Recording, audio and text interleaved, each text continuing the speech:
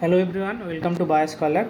सो GATE XL और BT के लिए इस वीडियो में हम देखेंगे एंजाइम काइनेटिक्स के न्यूमेरिकल कैसे सॉल्व करते हैं। तो आपको अगर बायोकेमिस्ट्री के न्यूमेरिकल करने से डर लगता है तो ये जो मैं सीरीज़ चला रहा हूँ ये पर्टिकुलरली न्यूमेरिकल के ऊपर बेस करके होगा। तो आप आराम से कैसे न्यूमेरिकल को बहुत ज़्यादा कैलकुलेटिव नहीं क्वेश्चन पूछा जाता है गेट एक्सेल बीटी या सीएसआर नेट के लिए भी। तो इस वीडियो में हम बेसिकली कैसे आपको क्वेश्चन टैकल करना है पर्टिकुलरली एंजाइम काइनेटिक्स से रिलेटेड, तो इस वीडियो में हम उसको डिस्कस करते हैं। पहले हम देख लेते हैं सिलेबस क्या कहता है। अब देखिए, आप अगर बीटी या एक्सेल दोनों ही देखें, सेक्शन 2 जनरल बायोलॉजी जैसे यहाँ पे गेट बीटी का सिलेबस है, यहाँ पे देख सकते हैं आप पूरा एंजाइम का जितना पार्ट है, enzyme classification, catalytic, regulatory strategy, kinetics and उसके साथ साथ इनिबिशन, टाइप्स ऑफ इनिबिशन, जैसे कि आप सब लोग जानते हैं। ये पार्ट बहुत ही ज़्यादा इंपॉर्टेंट है इन द सेंस क्वेश्चन बहुत बार आपको गारंटेड 1 से 2 क्वेश्चन तो मिलता है, चाहे आप एक्सेल का बात करें या बीटी का। तो ये रहा आपका लाइफ साइंस का सिलेबस जहाँ पे एंजाइम काइनेटिक्स बहुत क्लियरली मेंशन हुआ है। और एक्सेल लाइफ साइंस में बायोकेमिस्ट्री हो या जूलॉजी हो, ये 2 जगह पे आपका डायरेक्ट क्वेश्चन एंजाइम बायोकेमिस्ट्री से पूछा जाता है। तो हम देखेंगे पहले कुछ इम्पॉर्टेंट पॉइंट्स जो आपको याद रखना है। जैसे इक्वेशंस के बारे में हम पहले देखते हैं, इक्वेशंस को कैसे हम लोग आइडेंटिफाई करके कुछ पॉइंट्स ही हैं जो रिमेंबर करना है, आपको याद रखना है। तो पहले हम इसके बारे में थोड़ा जानकारी रखते हैं। और इसके साथ इस वीडियो में मैं आपको अपना जो हैंड रिटन जो अपना कॉपी का नोट्स बता सकते हैं आप। ये शॉर्ट नोट टाइप है, बहुत ज़्यादा डिटेलिंग नहीं है, पर फिर भी जो एसेंशियली जो चीज़ चाहिए वो आपको यहाँ पे मिल जाएगा। आप एक बार चाहे तो देख सकते हैं, और कैसे बनाना है, कैसे कॉपी को मेंटेन कर सकते हैं आप, और कहाँ से क्वेश्चन आता है उसी को खाली हाईलाइट करके रखिए। इस पार्ट में आपको काइनेटिक्स और यहाँ पे जैसे देख सकते हैं इनिबिशन रिलेटेड सारे टॉपिक्स का पॉइंट्स मेंशन होगा, और इससे ज़्यादा बाहर कुछ आता भी नहीं है। लास्ट में एक चार्ट भी दिया हुआ है। इस चार्ट से मुझे बहुत फ़ायदा हुआ, तो आप भी आप अपने तरह से बना सकते हैं इसको देख के। तो आइए पहले हम शुरू करते हैं। ये जो पार्ट है इसको कैसे टैकल करने के लिए क्या क्या इक्वेशंस आपको ध्यान रखना है। तो पहले हम बात करते हैं इक्वेशंस का। अब इक्वेशंस में क्या कहता है, अब आप देखेंगे जो न्यूमेरिकल एप्टीट्यूड टाइप क्वेश्चन आता है उसमें गेट के लिए पर्टिकुलरली, गेट हो चाहे सीएसआर हो चाहे डीबीटी हो, 1-2 न्यूमेरिकल डीबीटी में पूछा गया है। तो सीएसआर और डीबीटी का हम किसी दूसरे दिन में बात करेंगे। आज पर्टिकुलरली स्पेसिफिकली गेट के बारे में बात करते हैं। अब देखिए, ये जो इक्वेशंस हैं, पहले आप जैसे माइकलिस मेंटेन इक्वेशन पढ़ते हैं तो पहले आप लेलिंजर का ये जो पार्ट है मैं आपको दिखा रहा हूँ। यहाँ से थोड़ा एंजाइम के बारे में जो क्रूशियल पॉइंट है मैं कभी दूसरे वीडियो में भी बात करूँगा। जैसे कहाँ से डिराइव हुआ, क्यों एंजाइम चाहिए, एक्टिवेशन एनर्जी क्या है, ये पार्ट, ये पेज नंबर आप नोट डाउन कर सकते हैं। ये जो एंजाइम वाला पार्ट है बहुत अच्छे से एक्सप्लेन किया हुआ है कि बाइंडिंग एनर्जी क्या है, उसके साथ साथ ये कॉम्प्लीमेंट्री शेप का मैटर क्या होता है। तो ये पार्ट जो है ये आप थोड़ा लेलिंजर देख के कवर कर लेना, क्योंकि पर्टिकुलरली आप देखेंगे आपका कंसेप्चुअल क्लैरिटी अगर नहीं रहेगा। जैसे गिब्स फ्री एनर्जी बहुत इंपॉर्टेंट पार्ट है, कैटालिसिस कैसे होता है, कैटालिसिस एंजाइम क्या करता है, एक्टिवेशन एनर्जी लोअरिंग का मतलब क्या होता है, ये जो पार्ट है इसको पहले क्लियर करना पड़ेगा, देन आप मूव करेंगे प्रॉब्लम की तरफ। अब ये जो इक्वेशंस है ये अब यहीं से शुरू होता है, आप लोग सब जानते हैं। ये जो इक्वेशन है V equal to V max substrate concentration divide by Km plus substrate, ये रहा आपका माइकलिस मेंटेन इक्वेशन। अब इस माइकलिस मेंटेन इक्वेशन से आता है लाइन वीवर बार्क प्लॉट, ये भी आप देख लेना। अब मैंने जो यहाँ पे हाईलाइट किया है ये जो आपका ये जो इक्वेशन है V equal to V max divided by Km plus S, इससे आपका मैक्सिमम चीज़ों का कंसेप्ट आ जाएगा, और इसका रेसिप्रोकल प्लॉट करेंगे तो लाइन वीवर बार्क प्लॉट आएगा। अब उसके साथ साथ ये इक्वेशन हो गया। अब इस इक्वेशन के साथ साथ और एक बता रहा हूँ मैं, उसको आप नोट डाउन कर लीजिए। तो इसको हाईलाइट करके इसको 2-4 स्टार दे दीजिए, और इसको एक बार प्रैक्टिस करेंगे, प्रॉब्लम करेंगे, आराम से आप खुद लिखने के लिए कैपेबिलिटी आ जाएगा, कोई दिक्कत नहीं होगा। नेक्स्ट क्या आता है देखिए, नेक्स्ट और एक इक्वेशन आता है, दैट इज़ ये आपका जो टर्नओवर नंबर, कैटालिटिक कांस्टेंट और टर्नओवर नंबर, ये है नॉर्मल, ये तो माइकलिस मेंटेन, और दूसरा है टर्नओवर नंबर।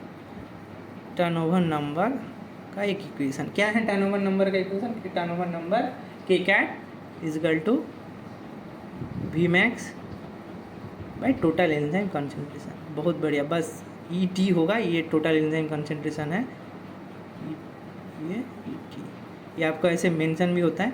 तो ये दूसरा एक इक्वेशन है जहाँ पे आपको ये याद रखना होगा कि टर्नओवर नंबर का क्या इक्वेशन है। बस ये मेजर दो है जो आपको बहुत अच्छे से ध्यान रखना पड़ेगा। और एक आता है स्पेसिफिसिटी कांस्टेंट, कभी कभी ये यहाँ से भी क्वेश्चन आता है, स्पेसिफिसिटी कांस्टेंट। स्पेसिफिसिटी कांस्टेंट क्या है? स्पेसिफिसिटी कांस्टेंट है के कैट बाई के एम। तो एकदम डायरेक्ट मैं इक्वेशन लिख रहा हूँ, V के कैट बाई के एम। ये रहा आपका एंजाइम टोटल कंसंट्रेशन और ये रहा आपका सबस्ट्रेट। इससे भी क्वेश्चन पूछा गया है, गेट में भी देखेंगे आप आराम से, एक दो क्वेश्चन मिल जाएगा आपको। तो ये मेजर 3 इक्वेशन है एंजाइम काइनेटिक्स का। क्या मैंने क्या बोला? एंजाइम काइनेटिक्स का आप अगर प्रॉब्लम सॉल्व करेंगे तो ये सफिशिएंट है। बहुत बेसिक लेवल का ये अंडरस्टैंडिंग आपको होना चाहिए, तो आराम से हो जाएगा। अब दूसरा आता है जो इनिबिशन वाला, जो इनिबिटर का कंसेप्ट है। एंजाइम काइनेटिक्स हो गया, अब एंजाइम इनिबिशन। अब पहले बात बताइए, अब सीक्वेंशियली चलते हैं। पहले आपको ये पार्ट थोड़ा अच्छे से समझ लेना पड़ेगा। आप पॉज करके नोट डाउन भी कर सकते हैं आराम से। अब ये जो एंजाइम इनिबिशन है, इसमें आपको बहुत 3 बेसिक चीज़ें आपको, जैसे आप जानते हैं कॉम्पिटिटिव, अनकॉम्पिटिटिव, नॉन कॉम्पिटिटिव, ये बेसिकली 3 ही पूछा जाता है। अब इसके लिए आपको क्या करना पड़ेगा?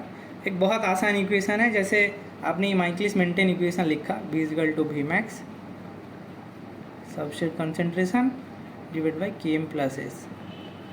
क्वेश्चन जो मेनली पूछा जाता है वो पूछा जाता है कॉम्पिटिटिव इनिबिटर के लिए, कॉम्पिटिटिव इनिबिशन के लिए। बाकी जो इनिबिटर्स हैं, इनिबिशंस के लिए पर्टिकुलरली क्वेश्चन पूछा जाता है।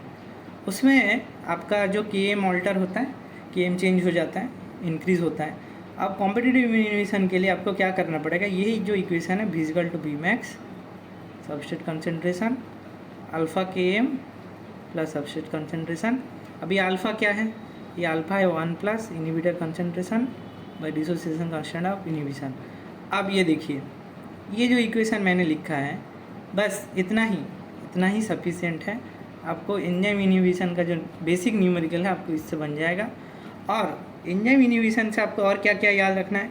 ये जो चार्ट मैंने बात किया, अभी देखिए, पहले इस चार्ट को आराम से देखते हैं। ये लाइनवीवर बार प्लॉट है, जो आप जानते हैं डबल रेसिप्रोकल प्लॉट बोला जाता है।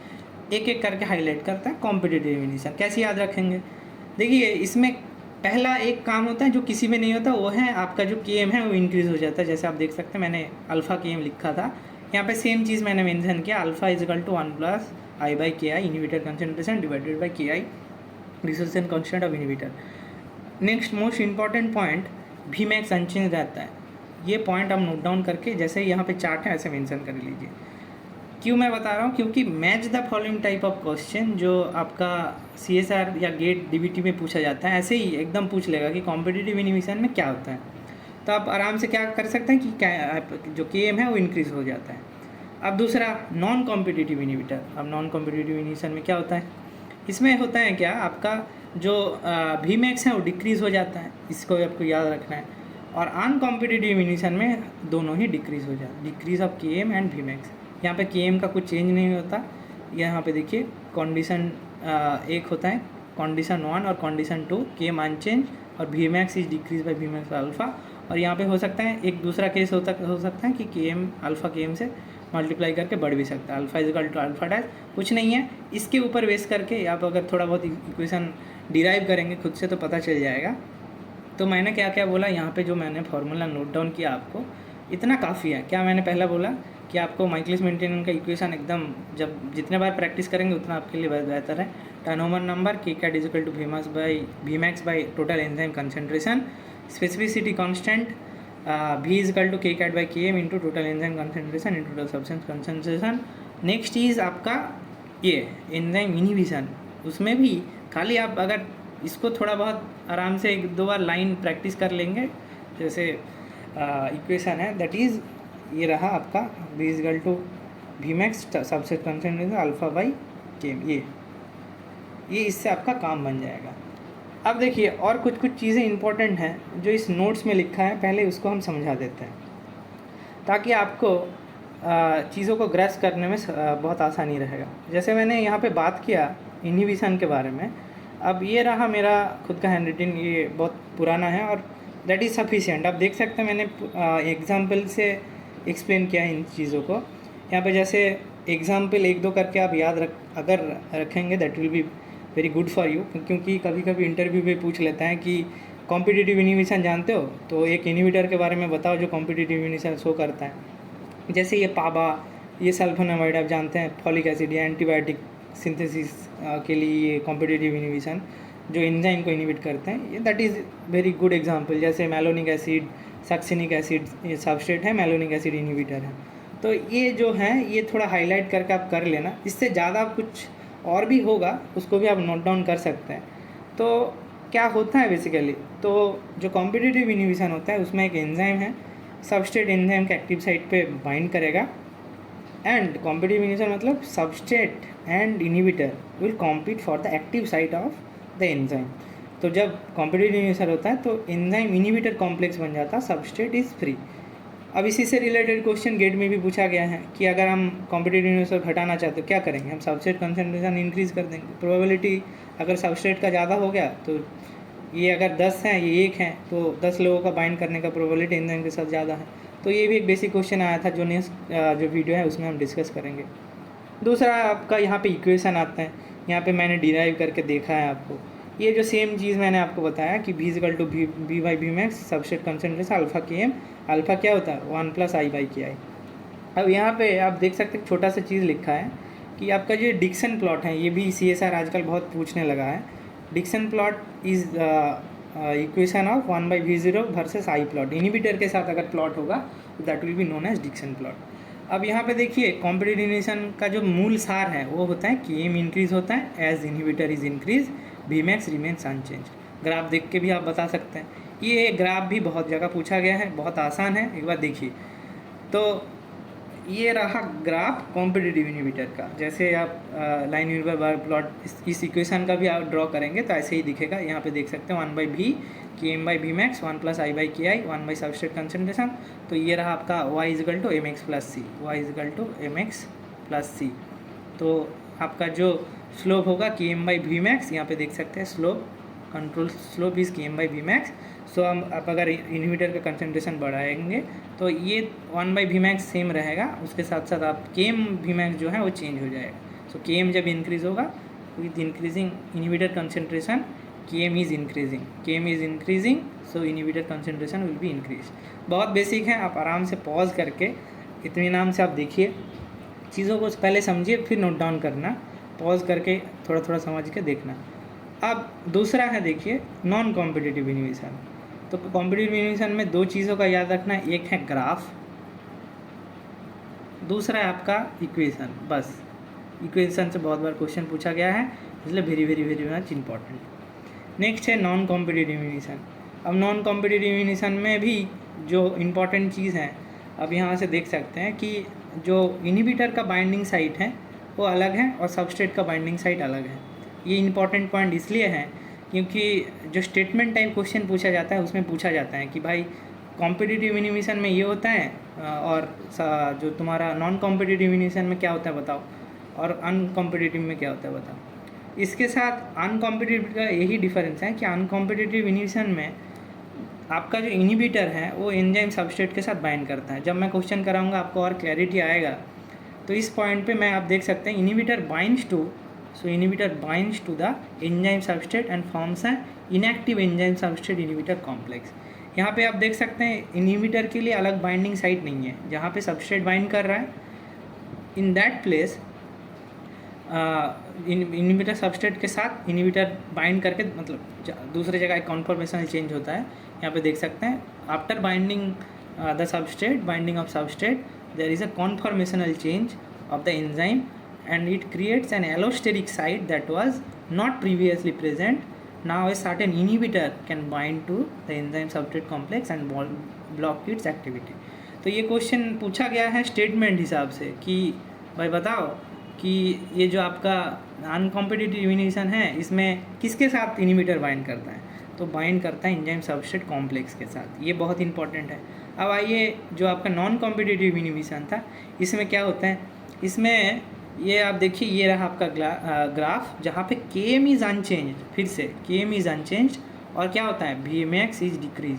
ग्राफ देख के प्लॉट करके आप देख सकते हैं, ये कंट्रोल वाला ग्राफ है, और आप देख सकते हो 1/V ये चेंज हो गया, 1/Vmax, क्योंकि Vmax चेंज हो गया। ठीक है, बहुत बढ़िया, आराम से समझ गया होगा। इसका न्यूमेरिकल उतना पूछा नहीं गया है, फिर अगर पूछा गया होगा सेम ये रहा इक्वेशन, जहाँ पे क्या चेंजेस होता है, जहाँ पे आप देख सकते हैं।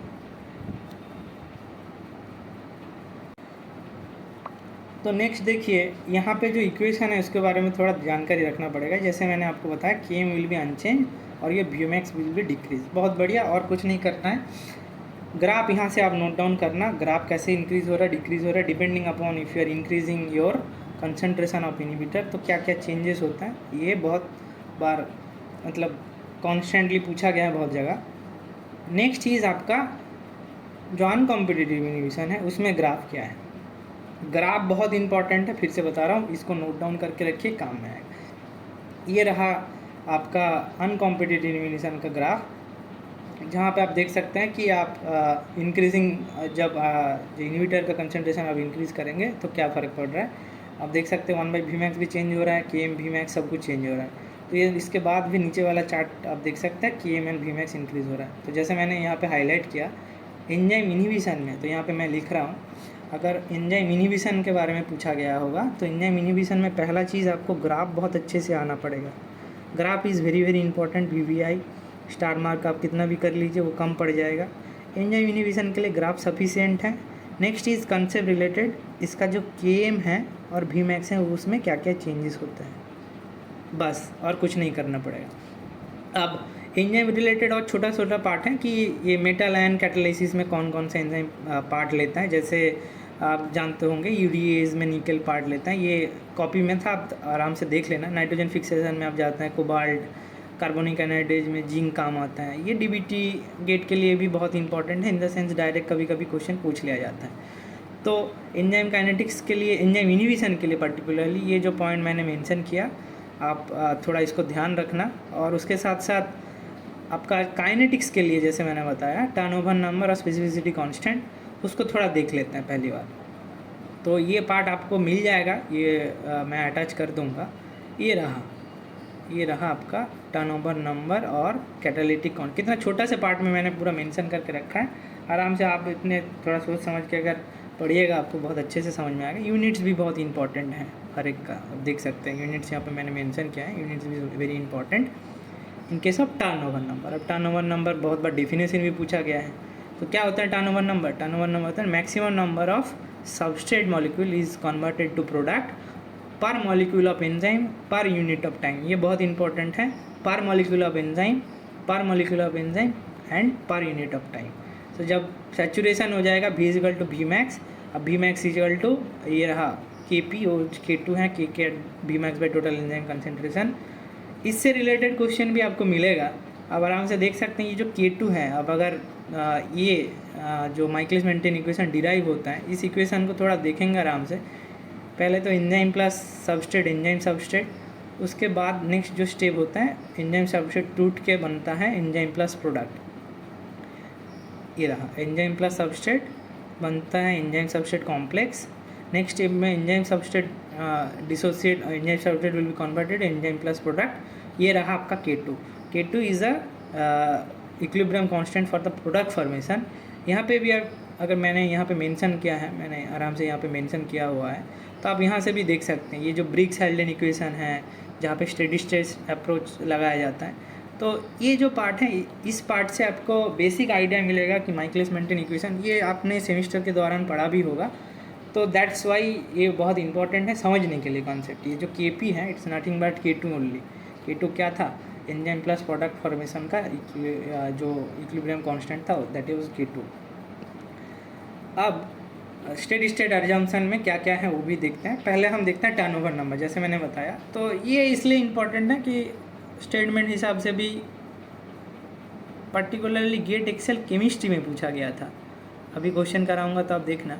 केमिस्ट्री, गेट एक्सेल केमिस्ट्री में पूछा गया था। गेट बायोकेमिस्ट्री के लिए अब इम्पोर्टेंट है, क्योंकि ये कंसेप्चुअल क्लैरिटी आपको बढ़ाएगा। आपको समझने में मदद करेगा क्या होता क्या है असल में, ठीक है। Next is specificity constant. इससे भी जैसे मैंने मेंशन किया के कैट बाई के एम एंजाइम इनटू सबस्ट्रेट, ये एंजाइम सबस्ट्रेट जहाँ पे टोटल एंजाइम कंसंट्रेशन ही उसका टोटल आपका जो एंजाइम कंसंट्रेशन होगा उसका total enzyme concentration, that is specificity constant. इससे हम क्या पता कर सकते हैं, इससे हम पता कर सकते हैं कि how efficient an enzyme convert the substrate to product. तो ये पार्ट जो है आप यहाँ से भी पढ़ सकते हैं, बहुत अच्छे तरीके से यहाँ पे मेंशन किया गया है, तो इसलिए ये बुक बहुत फेमस है। आप आराम से, ये रहा स्पेसिफिसिटी कांस्टेंट। स्पेसिफिसिटी कांस्टेंट क्या है इसके बारे में बहुत अच्छे से दिया गया है। तो आप देख सकते हैं ये जो मेज़र है कैटालिटिक एफिशिएंसी का, तो it is a measure of catalytic efficiency. यहाँ पे आराम से comparing catalytic mechanism and catalytic efficiency, page number note down कर लीजिए, यहाँ से आप थोड़ा पढ़ लें 206 के ऊपर वाला चार्ट से। तो आप देख सकते हैं कि कभी कभी ये जो काइनेटिक पैरामीटर के कैट एंड के एम है, ये जो टर्नओवर नंबर और के माइकलिस मेंटेन कांस्टेंट है, ये कभी कभी it is not the defining features of how great a enzyme is, कैसे अच्छे से काम एफिशिएंट कितना है। यहाँ पे आराम से देखिए क्या लिखा है, पढ़ता हूँ थोड़ा। द पैरामीटर ऑफ के कैट एंड के am also allow us to evaluate the kinetic efficiency of an enzyme, but either parameter alone is insufficient for this task. Two enzymes catalyzing different reaction may have the same kcat, yet the rates of uncatalyzed reaction may be different, and thus the rate of enhancement brought about by the enzyme may differ greatly. Enzymatically, experimentally, Km for an enzyme tends to be similar to the cellular concentration of its substrate. अब ये सब problem को overcome करने के लिए ये जो आपका जो इक्वेशन है के कैट बाई के एम स्पेसिफिसिटी कांस्टेंट, जहाँ पे आप देख सकते हैं एसिटाइल कोलिन एस्टरेज इसका सबसे ज़्यादा है, तो ये पैरामीटर से हम एफिशिएंसी कैलकुलेट, बहुत बार पूछा गया है कि स्पेसिफिसिटी कांस्टेंट कैसे निकालोगे, के कैट बाई के एम सब कुछ दे देगा, खाली आप ये इक्वेशन में पुट करके आराम से ये कर सकते हैं। तो ये 4-5 कुछ चीज़ें जो बहुत इंपॉर्टेंट हैं, और छोटा सा पार्ट इस नोट से मैं थोड़ा हाईलाइट कर देता हूँ, दैट इज़ ये Michaelis Menten equation, Michaelis Menten theory का कुछ एजम्पशन जो था, ये तो आप सब लोग जानते हैं, वो फिर भी अगर स्टेटमेंट के आकार से क्वेश्चन पूछ ले that will B quite little bit helpful for you, that is assumption of Michaelis Menten theory. अब इसमें बाबूजी क्या बोला गया है कि आपका जो कंसंट्रेशन ऑफ सबस्ट्रेट है is much more greater than the enzyme, substrate concentration is much more greater than your enzyme concentration. बहुत बढ़िया, ये हो गया। Rate of formation of enzyme substrate complex is the equal to the breakdown, तो steady state assumption इसी को बोला जाता है। और नेक्स्ट थर्ड है very little amount of can be inhibited, very little product can inhibit the enzymatic reaction. सो ये product जो फॉर्मेशन होगा ये बहुत लिटिल बिट ऑफ इन्हिबिशन कॉज करेगा, तभी ये 3 एजम्पशन के ऊपर बेस करके ये जो आप इक्वेशन लिख पाते हैं, ये इक्वेशन सेटिस्फाई होते हैं।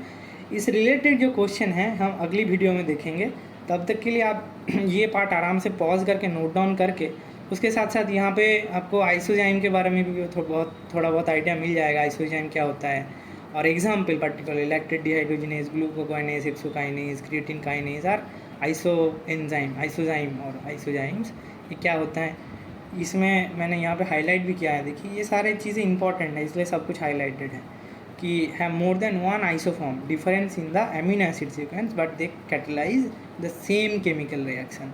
सो मोटा मोटी हम अगर बात करें क्या क्या इंपॉर्टेंट पॉइंट है एंजाइम बायोकेमिस्ट्री जो आपको याद रखना है, उसके छोड़ के जैसे यहाँ पे मैंने कुछ मेंशन किया, और कुछ थियोरेटिकल एस्पेक्ट हैं जो आपको याद रखना है। इस नोट्स में मैंने जो था मैंने हाईलाइट कर दिया है, और इक्वेशन के बारे में मैंने थोड़ा बहुत आइडिया दे दिया। इसको काम में लगाएंगे कैसे, वो बात करेंगे नेक्स्ट वीडियो में। और तब तक के लिए मैं यहाँ पे एक बार फिर से मेंशन कर रहा हूँ कि क्या क्या हैं जो आपको ध्यान रखना है। पहला चीज़ जो आपका एंजाइम काइनेटिक्स है, एंजाइम काइनेटिक्स, इसका माइकलिस मेंटेन इक्वेशन, इसका जो एजम्पशन है ये बहुत इंपॉर्टेंट है। अब जैसे मैंने यहाँ पे इक्वेशन मेंशन किया, equations are very much important numerical aptitude question के लिए। Third is theory graph of inhibitor, मतलब इनिबिशन जो हुआ कॉम्पिटिटिव, नॉन कॉम्पिटिटिव, अनकॉम्पिटिटिव के बारे में यहाँ से क्वेश्चन बनता है, ये मेजर है। उसके साथ साथ जो आपका केमिकल है, मतलब जो केमिस्ट्री से इम्पोर्टेंट है, दैट इज़ ये जो एक्टिवेशन एनर्जी क्या है, ये पर्टिकुलर तो केमिकल रिएक्शन है ना, तो एक्टिवेशन एनर्जी का कंसेप्ट आपको पूछा जा सकता है। तो ये पार्ट मैं सजेस्ट करूँगा आप थोड़ा बुक से ही पढ़िए, क्योंकि इधर उधर से पढ़ने से अच्छा बुक से पढ़ना बहुत इंपॉर्टेंट है। तो इट इज़ वेरी इंपॉर्टेंट, आप ये पार्ट लेनिंजर से ही पढ़ना, और बहुत ज़्यादा बुक को फॉलो नहीं करना है। ये बहुत अच्छे से लिखा गया है कि भाई ये एक्टिवेशन एनर्जी क्यों लगता है, क्यों एंजाइम काम करता है, कि बहुत सारे लोगों को क्लैरिटी नहीं रहता है कि भाई एंजाइम काइनेटिक्स तो पढ़ लिए पर समझा नहीं पाएंगे। तो उसके लिए आप ये पार्ट फॉलो करेंगे। अगर मुझे टाइम मिला तो मैं भी बुक से एक्सप्लेन करने की कोशिश करूँगा। तो इस वीडियो में मैं यहीं तक रख रहा हूँ। नेक्स्ट वीडियो में नेक्स्ट इसका ही कंटिन्यूएशन रहेगा। उससे हम गेट के जो प्रीवियस ईयर क्वेश्चंस हैं will solve previous year questions of GATE, जिससे आपको ये जैसे मैंने 2-3 इक्वेशन ही लिखा है ना, उससे रिलेटेड आप कैसे क्वेश्चन सॉल्व कर गएंगे। इन द नेक्स्ट वीडियो में क्या करूँगा, नेक्स्ट वीडियो में हम प्रीवियस ईयर क्वेश्चन सॉल्व करूँगा। तब तक के लिए आप नोट डाउन कर लीजिए, ये PDF उसके साथ अटैच हो जाएगा, इसको देखिए और ख़ुद से कोशिश करिए समझने के लिए। और अगर नहीं समझ में आया तो प्रैक्टिस जब करेंगे और क्लैरिटी आएगा। ठीक है, चलिए नेक्स्ट वीडियो में मिलते हैं, तब तक के लिए थैंक यू।